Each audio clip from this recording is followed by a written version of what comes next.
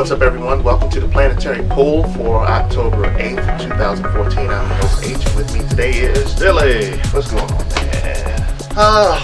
I've actually been swamped with, all these new comics this week and also television in general. Oh, yeah, it's a big week. It's hard to keep up with everything. But you know what? I know what I meant to ask you. We were talking before the show. I meant to ask you, so what do you think about the return of S.H.I.E.L.D.? Oh, yeah. I like it. It's, much better than last season in general. Yeah. I did like the introduction of Zorbin Man. Oh, yeah, he was pretty cool. Good. That was pretty good. I'm most liking Fitz, the guy, right? Yeah. Yeah, I like him this season because now he actually has... his issues. He has issues. He has character now. Before, he was just cliche smart guy. Yeah. It's like, I'm cliche smart nerdy guy who's awkward. Yeah. Speaking of cliche smart nerdy people, have you checked out Scorpion yet? Actually, yes. I actually like Scorpion. I've seen every episode so far. Yeah. I'm like the first episode... No, it's like I'm not taking it too seriously. Yeah. It's ridiculous. I don't think you can. And it's fun. Yeah. I watched the first episode. I actually have the second episode DVR'd, which I need to watch. But the first episode, I was like, kind of hokey with the whole airplane thing because the second episode's a bit better because it's not as over the top. Okay. Yeah. Driving a Porsche or whatever, Lambo or whatever he was driving to keep up with a airplane and the plane should have just landed. Yeah, just landed. Okay. But so that's been going on. Did you get a chance to see Star Wars Rebels? No, not yet. I've been hearing nothing but good things about it, though. It's good. You got to check that out. Okay. What about Doctor Who? You keeping up with that? I am keeping up with Doctor Who. I'm like one of the few people that is actually... I actually like the new Doctor. No. Like, I know a lot of people actually like Peter Capaldi. Yeah. But no, I like this mean old man. Yeah, because that's what he's coming off. He's coming off as this little crotchety old man. Yeah, don't give a crap about anybody. Like, get off my TARDIS lawn. Yeah, I love that. Oh. It's just that I had enough of the Tennant and Smith. Really? Like, I love Tennant and I love Smith, but I'm ready for something else. Yeah. Okay, well, maybe I'm one of the few, but I'm not too fond of Clara. She's nice to look at. That's about where that ends up, I think. Yeah. She's definitely nice to look at. But no, Clara's been getting on my nerves lately, Yeah. I mean, she had to follow up Amy Pond, and I love Pond. So, I guess, but yeah, just I'm watching this season. It's like that talk we had last week, which we don't want to get into because it was a little too much for me. But it's like you got the young hot chick and the older dude, and they're just not clicking at all. It's just they're like oil and water to me almost. I thought that's how it's supposed to be. Right. Because like I said, that was what I was over with Tennant and Smith. I was over everybody falling in love with the Doctor. Yeah. But I'm just going to pine away after the Doctor. I was like, okay. But no, nobody's pining away after Capaldi. And I love it. It's like, I love how he just he's better than all of that. Well, and he said it comes off like he's better than everybody. In the first episode, he said it. He was like, sorry, Clara, I'm not your boyfriend. Good point. Yeah, like he said that off the go. Right when he got himself right. I got stuff to do. Yeah, he was like, I'm 2,000 years old. I got crap to do. You either coming along for the ride and just shut the heck up and let me drive. So that's what we. But but she still at times can and does check the Doctor. Like, well, look, these are not things that ordinary people will do. I mean, part of me wished that the Doctor was nicer to black people, but that's that's something else. Yeah. I'm sorry, the Doctor's been treating black people like I'm sorry, Mickey, he treated like crap. Martha Jones, how bad did she get it? Okay. Not as bad, I don't think. He pretty much was just dragging her along, leading her on, took her heart, crushed it like nothing. And I was like, okay. All the women, though. Yeah, but not as bad as Martha Jones. She got it the worst. Okay. Because, and he didn't do it to Donna Noble. She wasn't having any of that. Yeah, but this Donna Noble was just a bossy, I can't use that word on here. But I would have loved to see Donna and Peter Capaldi's Doctor get at it. Yeah. that would be hilarious. They would just be at each other's throats Yeah. the whole time. That would be hilarious. Heck, I wouldn't mind seeing Peter Capaldi and Amy Pond. They would just get really Scottish with each other. Probably Then wouldn't you just understand anything. anything when they start Yeah. But no, but then he was really mean to Danny Pink. Yeah. That was really? like a special kind of uncomfortable to watch. Yeah, well, like, dude, stop calling the guy Email me or text me. Inept and stupid and a gym teacher. Like, yeah. Like, wow. When anyway, we need to talk about comics. And Dr. Who racism aside. What's your first pick this week, man? Okay, out of nowhere, didn't even hear anything about this. Birthright. It is such a cool concept. Pretty much it starts off a father and son are playing catch. The father's throwing... Wait a minute, who did the book, man? Tell me who did the book. Woohoo. Destroy the book. Yeah. Image book for one. Image book, Joshua Williams, and Andre Bresson. Yeah. Yeah, Image book. Image been putting out good stuff lately. Loving them. Alright, so it starts off father and son playing catch. You read Sex Criminals, right? Yeah, actually, I did. I did start reading Sex Criminals, like you said. It's pretty good too. Alright. Go on. Alright, so father and son, they're playing catch in the woods. Father throws the ball a bit too far. Son goes to catch it in the woods, never comes back. And that never happens. Yeah. So, of course, it just fast forwards through the whole affair. Eventually, everybody starts suspecting the father. His life, falls apart. Right. Wife leaves him. Everybody's like, yeah, you killed your son. And, but then all of a sudden, one day, he gets a call in. Like, his whole family gets a call in to go to the police station.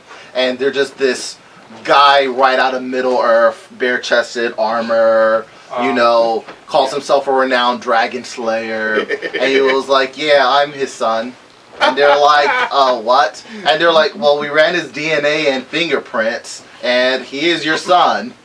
Even though he's like a fully grown man, just looking like Conan the Barbarian. Did he bring a dragon back with him or anything? He brought something back with him, and we're going to leave it there. But he's like telling his story. Pretty much, he was the chosen one. He had to free a magical kingdom, and now he's back, and they're like, okay. And there's yet another twist at the last page that is really fun. So yeah, it's an Image book. So this book is really fun. Cool. Okay, my first this week, Sabrina, and this is the Big Planet cover. So if you're in Big Planet, any of them, tomorrow catch this cover. And this is Sabrina, the Teenage Witch. Yeah, the Teenage Witch. Yeah. Melissa Joan Hart, all that good stuff. Okay. Yeah. Yeah. And this is written by Roberto Aguirre Sacasa, and the artwork's done by Robert Hack. And I have to say, this was a very... All right, the artwork is interesting. Wow. Yeah. And it fits the tone. Because this book takes after... Okay, hold on. What's that? No. I just saw wow, that was kind of disturbing. This takes after the Life After Archie tome, where the books got a little more serious and a lot more grown up and adult. It wasn't a cartoon cutesy cute. Whereas with Sabrina the Teenage Witch, was a cutesy cute, fun-loving television show. This is a darker turn on it, where the father had a pact with his wife that she had to give up her child after a certain period of time. And just to spoil it a tiny bit, he had her committed. He takes the child as his own and gives it to a coven to raise. So this early book follows a couple of years, and what I like about it is it kind of skips ahead a little bit each time. Like, they show her as a baby, then they show her as a young child just entering elementary school. Then they hop along into her pre-teenage years and then her teenage years, and in her teenage years she meets a cousin who's a warlock.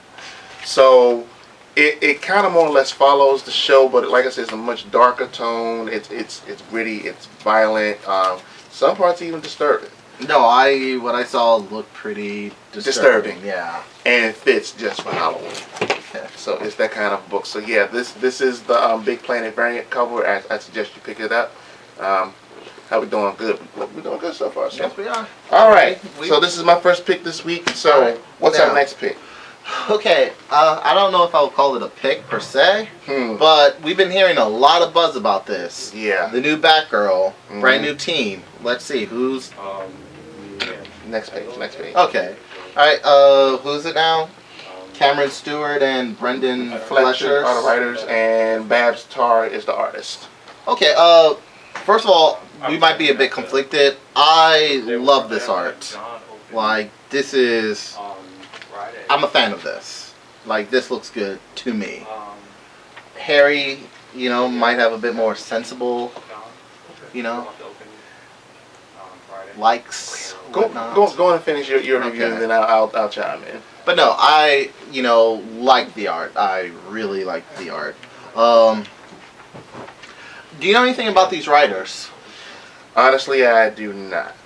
And I think my thing was reading the book. I wasn't all that crazy about the step back that she took, having to go live with other people and try to make her way to college, because I felt like with this book, it was more of it was less gritty action than what I was used to with how. Oh, this is this is a completely different vibe. This is more. It's like watching more like a sitcom-y feel. Not necessarily Not sitcom, well, but just the premise seems like it's it, more lighthearted. Like, you know, she's young, she has roommates. This went she's from on like wait, I got it. Okay. This went from FX to CW. Ah, okay. That's what happened. I think that's about the best comparison I got for this. This went from a FX book to a CW, and I think what we can agree on is it may not be for everyone. I mean, it's worth checking out to form your own opinion, Right. but you're going to get mixed reviews on it.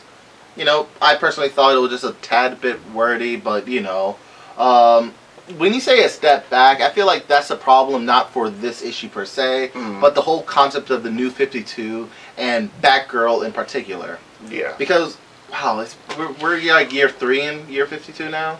Pretty much. And see, my thing was, and this is why I liked what Gail Simone did with Batgirl, was it was nicely So you're related. in the minority there. Yes, I am. Yeah. But it just has to be that way. I felt like, what she did with Batgirl and how it related to the rest of the Batman books is like, okay, you kind of feel like if you're reading some of the other Batman books, this was going on here.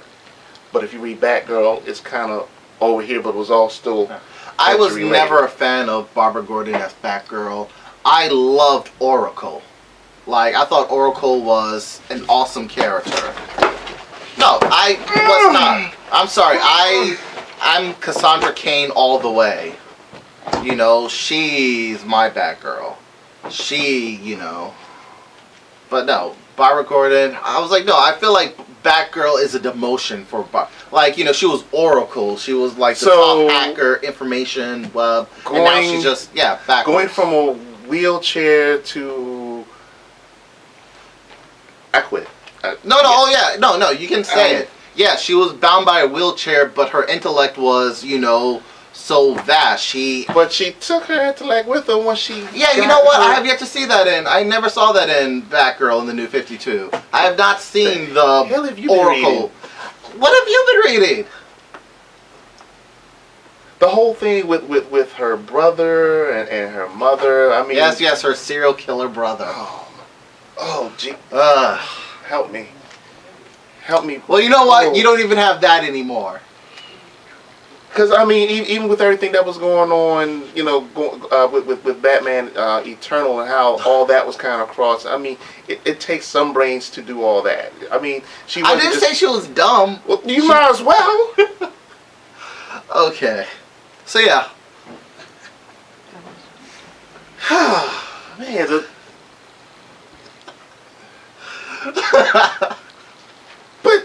But what? Like, I didn't say she was dumb. She just is not at Oracle level anymore. You know? You know what? Let's just move on to the next book. So, this is just a comment on stuff in general, but what is with, like, why can't you be super smart anymore? Why does you have to have no. Why do you need eidetic memory now? Like, it feels like every genius on TV or in comics, they keep using the same old trope. It's like, oh, I have perfect memory. But I mean, she's still smart here. I mean, because even at one point in the book, she's trying to get a grant for some research that she's doing. That's worth something. But hey, finally, I have to bash Batgirl a little bit for you to say something good about this.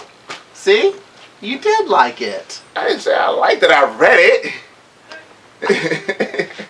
Put the book there. All right. Anyway, I like the art. It was pretty. We're gonna walk away from. Okay. Oh yeah. Let's. Okay. Fine. And our last book this evening. Oh yeah, because that's going to bring us together. Yay. All right. As soon as I can get to. This is credits. Avengers. X-Men Sixes. Axis. Sixes. Axis. Whatever. Sixes. But it's Axis. Okay. Then why does it say SIXIS? Sixes. Because I'm assuming there's like 6 villains or something. You're reading a little too far in it. But anyway, this is done by Rick Remender and Adam Kubert. What would I know them from? Well, Rick Remender is just everything. Oh, okay. Well, not everything, I would know him from everything. But you know, my brain is not here right now. You know, but you're still hurt from that Batgirl thing, aren't you? Yes. Anyway. Okay. So apparently, going into this, you needed to know. It pretty much starts off with you need to remember, you know, a bit from X-Men, Avengers vs. X-Men. Yeah. Then you needed Uncanny Avengers, and I guess a bit of other little books here and there. Yeah, like Magneto's solo book. Yeah. A bit of that. But the good thing is, at least with this, not that you necessarily need to remember. One thing that Marvel still does is they still give you a previously as, just in case you didn't read everything. Previously in Marvel Universe. Which is good. I mean, no, I wish DC would do this. Yeah. It would help. Before, like, okay, we're going to throw an event at you, and we just hope that you know what's going on. If not, we'll reference it throughout. Yeah. But I would say like this. The one thing that I really did like about this book was, thank you, God, this is not another event where all the heroes are fighting each other. Because I honestly... Wait for issue 2. I'm so sick of Avengers vs. X-Men, Children of the Atom, and all these super teams fighting each other, and the villains just sitting there like, look at them fighting, man. We should go rob a bank or something, because they all fighting. I'm pretty sure that people are gonna start fighting probably each other. Eventually, but this like, that's gonna happen. This, you know, but the whole plot to this though is I mean, to be fair, you kind of got people fighting each other already in this first issue. Well, yeah, true, but not by choice. Yeah, because slight spoilers. Yeah, well, we all know that, you know, the villain is Red Onslaught. So no, we didn't know that. Really? But it's like, it's there. Then Red Onslaught and Ahab, you know, they're in this book. The Avengers and the X-Men go on to stop them. Stuff happens. Yeah, a couple people do wind up going back and forth, but. You know, in the end, everybody manages to pull together. Like, hey, let's go gang up on the big villain over there. Yeah, and I did like that. And the big villain at the end looked pretty impressive. Yeah. Now, the art, it fits. You know, Adam Kubert's art fits, but, you know, at some points, it was just a bit all over the place. But I mean, it works for this kind of book. It fit. But you know what? This is what I hope happens with this book, because honestly I haven't really read up enough news to find out what's going on, but I'm hoping, if anything, there's some consistency with this book, because the one thing I did not like about the last couple of events, in particular Avengers vs. X-Men, is you got different teams writing the same book, and it just throws the book off pace. Oh, yeah. Because I can tell you like this, because I'm not a fan of John Romita Jr. Yes, I said it. I couldn't read that book. I'm like, okay, yeah, just let me know when this part's done, and I'll tip back in. But this is supposed to be the book that is supposed to make the big change, where we're going to see some people switch sides. But this is actually a culmination of what's been going on ever since Uncanny Avengers, when Red Skull had Charles Xavier's brain. Yeah, because that doesn't sound silly at all. It's not silly. No, of course not. But now we get the now we get. I mean, nothing that Red Skull does is silly. Of course not. He's a Nazi. Yeah, he never shot anybody with a time bullet. Of course not. No, that never happened. Never happened. Was it retcon? No, it was not. It still happened. Okay. This is Marvel. They don't retcon anything. They just ignore it and hope it goes away. But you know what? Like, I'm pretty sure, Mayday Parker is still floating around there somewhere in Spider-Man. Just waiting to be used again. Yeah. And who knows, she might come up in there just Spider-Verse. You know what? That's a very good point. Right. Actually, yeah, no, that is a very good point. Now, if that doesn't happen, I'm mad. If Spider-Girl doesn't show up now, I think they got about three more issues, and then we'll figure that out. But let me ask you a question, though, because, since we're still on this, what was your opinion, though? Because I'm kind of on the fence, and I think the reason why I'm on the fence is because a lot of us are just sick and tired of Marvel events that's supposed to be earth-shattering and universe-changing, and it really doesn't change much. Okay, I could swear... I don't know, I need a little bit more breathing room. It's like, Original Sin just ended. And not only, alright, now we're in Axis, but there's still time runs out. That is still coming, too. So we're in a huge event crossover with another crossover already coming. On the horizon. Yeah, that they're counting down to. So we have this whole time runs out thing coming. So it's a crossover of crossovers. Mm-hmm. And you have to have read at least one crossover to get this. Because Avengers vs. X-Men was a while ago. Yeah. And, Oh, and they even referenced... Oh, yeah, they referenced Civil War in this. Excellent. So, yeah, there was like, okay, that's a lot of crossover. It's like, But, would you recommend anybody getting this book, though? Yeah, no, definitely, I would. So we're going to crap on the crossovers, but we're still going to recommend that you get this book. Yeah. No, yeah. Because that's how we do things around here. I'm a consumer whore. Alright, so let's go ahead and wrap this up. For anybody that knows, of course, this weekend is New York Comic Con. Unfortunately, I won't be attending because I have an anniversary to celebrate, so I will stay right here in Maryland. But this week, because I want to get this done and get out of here. Flash is tonight. Flash is tonight. Green Arrow tomorrow. Yes. So, yeah, we'll talk about those next week after we've seen it and like the drool from our mouth. Other than that, check out Big Planet Comics at bigplanetcomics.com. Come check out the location in Vienna, in downtown DC, and here in College Park. Don't forget to check us out at popcultureuncovered.com. And other than that, I'm H. I'm Billy. We're out. Deuces.